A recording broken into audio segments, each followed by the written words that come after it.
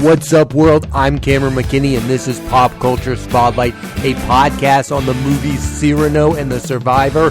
First, let's talk about Cyrano. Here's a quick synopsis. Cyrano de Bergerac is a guard who has secretly loved his best friend Roxanne for years without telling her, and ends up helping her fall in love with someone else. The film stars Peter Dinkledge, Haley Bennett, Kelvin Harrison Jr., and Ben Mendelsohn. Standout performances. Since breaking out in Todd McCarthy's 2003's The Station Agent, Peter Dinkledge has been one of the most consistent actors working today. He of course starred in Game of Thrones from 2011 to 2019, where he won 4 Emmy Awards. He's also had roles on some of the biggest movies of the last decade, 2014's X-Men Days of Future Past, which I thought he was excellent in, and 2018's Avengers Infinity War. And he was great in supporting roles in both 2018's Free Billboards Outside of Ebbing, Missouri, and 2021's I Care a Lot. In Cyrano, he gives his best leading performance since The Station Agent.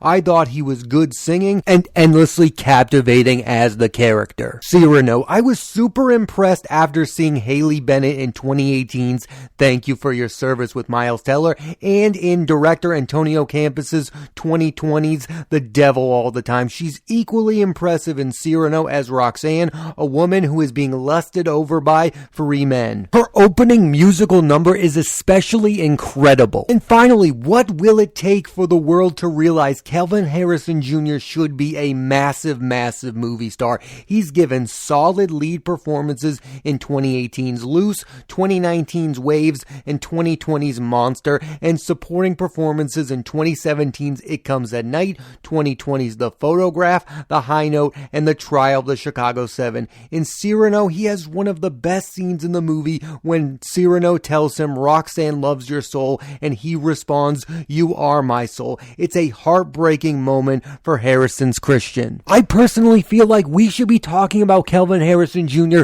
the same way we're talking about Timothée Chalamet, the same way we're talking about Lucas Hedges. He's that good of an actor and has a really good singing voice. He's proven it in The High Note with Dakota Johnson and in Cyrano. Peter Dinkledge will next star in American Dreamer with Shirley MacLaine, Matt Dillon, and Danny Glover, The Toxic Avenger with Jacob Tremblay, Taylor Page, and Elijah Wood, and Brothers with Josh Brolin, Glenn Close, and Brendan Fraser. And Kelvin Harrison Jr.'s next roles will be in Baz Luhrmann's Elvis with Austin Butler, Chevalier with Samara Weaving, and the live-action Lion King sequel directed by Barry Jenkins, where Kelvin Harrison Jr. will be voicing the character of Scar. I'm a huge fan of the early work of director Joe Wright. 2005's Pride and Prejudice and 2007's Atonement are masterpieces and are both visually stunning. 2011's Hannah, 2012's Anna Karenina are both very good.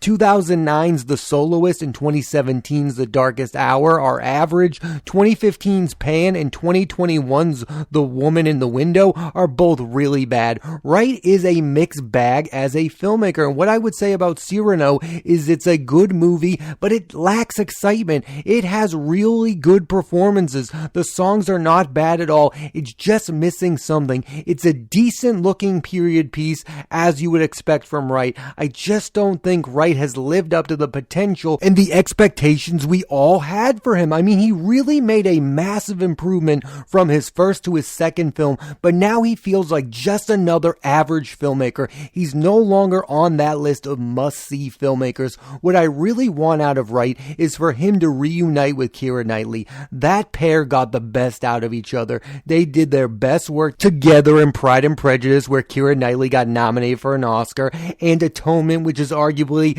the best Knightley has been on screen. I desperately need the pair to make a 4th film. It's been a decade since they worked together on Anna Karenina. Far too long. Joe Wright was a director who was challenging the medium of movies with Anna Karenina and Pan. I don't love either other movie. Pan is bad, but it's different than a basic Peter Pan adaptation.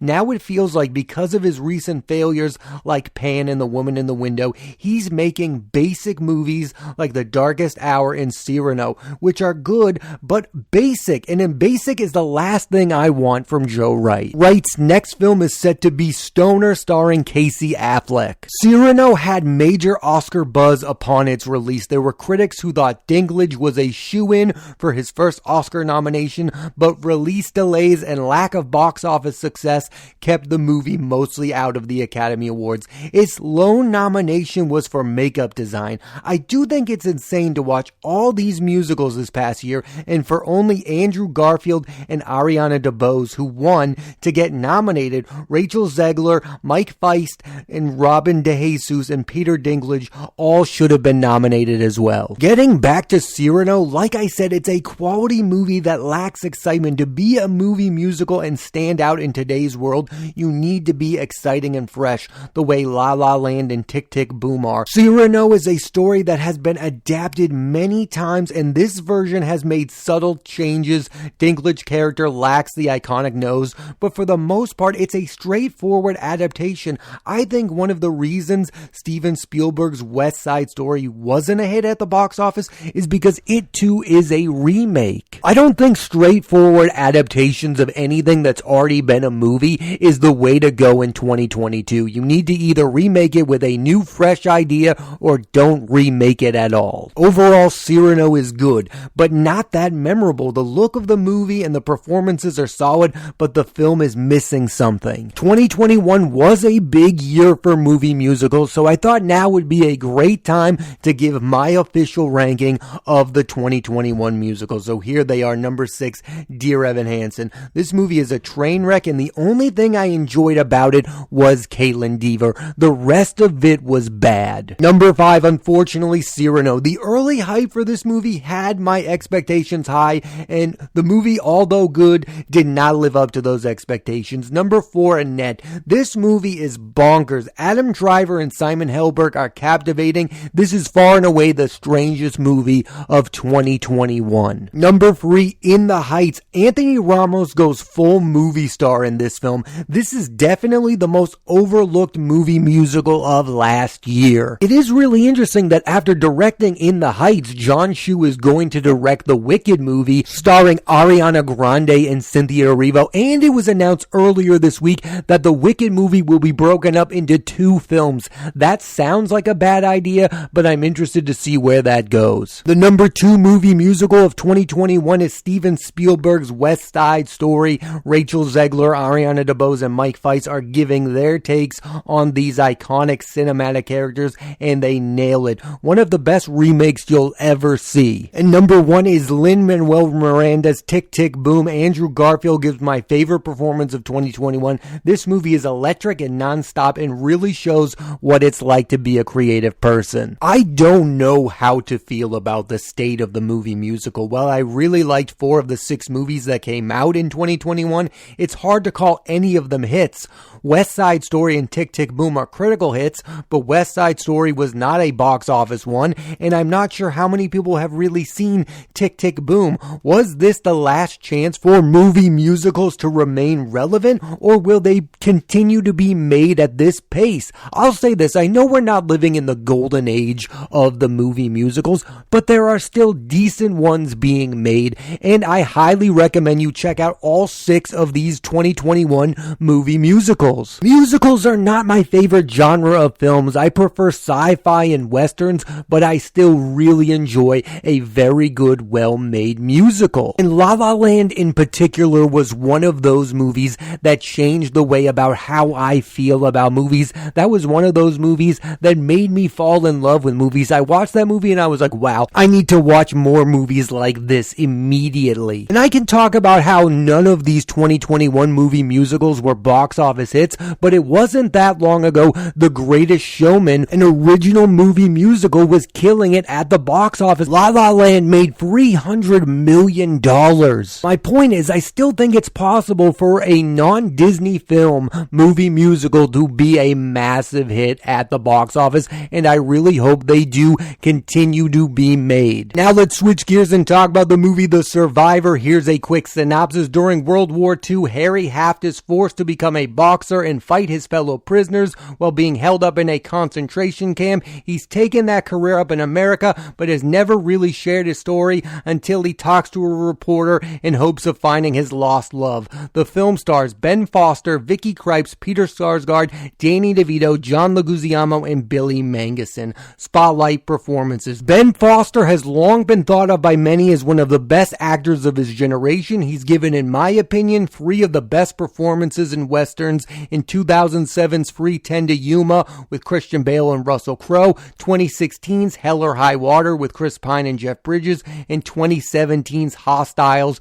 again with Christian Bale and Rosamund Pike. In those films, he's mostly playing rebellious characters or outlaws. Foster has also been excellent in Kill Your Darlings, Ain't Them Body Saints, and Lone Survivor. All 3 films came out in 2013, and in 2018's Leave No Trace, as a protective father, his daughter was played by Thomasin McKenzie. In The Survivor, Foster has to play a character who is seen at various points in his life and is dealing with PTSD and not really knowing it. His commitment to this performance reminded me of an old school Robert De Niro performance circa 1977, and due to the boxing element, I couldn't help but think of Raging Bull. Foster deserves his first Oscar nomination for his incredible performance. Vicky Krieps, coming off of last year's Bergman Island, is excellent in The Survivor. From the moment she first appeared on screen to the last scene, she's great and has real chemistry with Foster. I think people are going to start to know her outside of her role in Paul Thomas Anderson's Phantom Thread. Actor Peter Sarsgaard is showing his incredible range these last 2 years. First, in 2021, he had a leading role in the miniseries Dopesick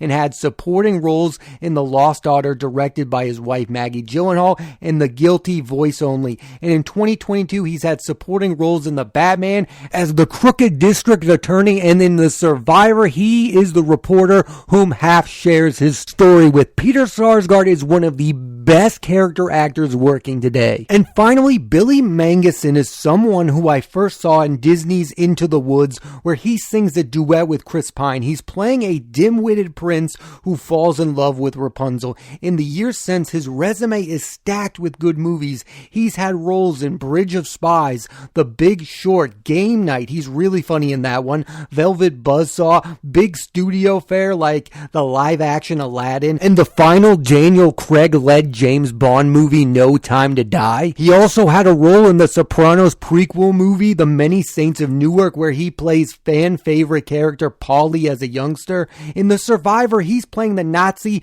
who is profiting off of Haft becoming a boxer. He has the most chilling quote of the film: "All great empires are built off the destruction of other people." Ben Foster will next star in Hustle with Adam Sandler, Emancipation with Will Smith if that film ever gets released, and Finest Kind with Tommy Lee Jones and Jenna Ortega. The Survivor is directed by Barry Levinson, who has directed classics including 1982's Diner, his debut film, followed by 1984's The Natural with Robert Redford. In my favorite of his performances, Robert Duvall, Glenn Close, and Kim Basinger are also in the film. 1987's Good Morning Vietnam, which showed not only is the late great Robin Williams funny, he also had dramatic chops to carry a weighty film like that. It also features a very young Forrest Whitaker. I love the dynamic between Robin Williams and Forrest Whitaker in Good Morning Vietnam. 1988, Levinson directed Rain Man with 2 of the best movie stars ever, Dustin Hoffman and Tom Cruise. Hoffman went on to win Best Actor for his performance, and Levinson won Best Director, and the film won Best Picture. 1997, he directed Wag the Dog, one of the best political satires ever made, again with Dustin Hoffman, Robert De Niro, and Dennis Leary in his best performance. It's been a while since Levinson has made a worthwhile film, and that's exactly what he's done with The Survivor. Levinson shows why he's one of the best directors ever. I think Levinson's best skill set as a director is getting great performances from movie stars. Robert Redford, Tom Cruise, Dustin Hoffman, Robin Williams, Forrest Whitaker have all done some of their best work in his movies. Sometimes it's bad to be the leading man in movies because they are often the dullest part of the film. That's not the case with Levinson. For the most part, his leading men are the best parts in his movies. Many people's favorite Tom Cruise movie is Rain Man. Robin Williams got his first ever Oscar nomination for Good Morning Vietnam. And Redford might have already been a major movie star when The Natural came out, but he is iconic in that film. It's also crazy how early on Levinson was good at making movies. I mean, The Natural was his second film,